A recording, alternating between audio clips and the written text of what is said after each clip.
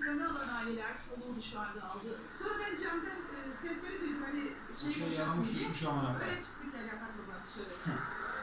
Öyle bir şey.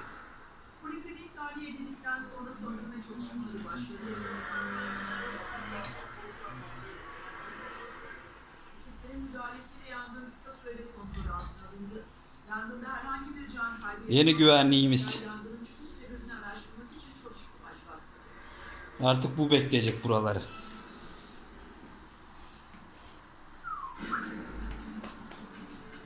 Yeni bekçimiz. Aşırı hız ve dikkatsizlik yine kazaları beraberinde getirdi. Haber değil ha. Tamam, görüşürüz. Kaza Macaristan'da meydana geldi. Bir araç sürücüsü acele etti. Yeşil ışık yanmadan tramvay yolundan geçmek istedi. Ancak Yeni bekçimiz, yeni özel güvenlik görevlisi.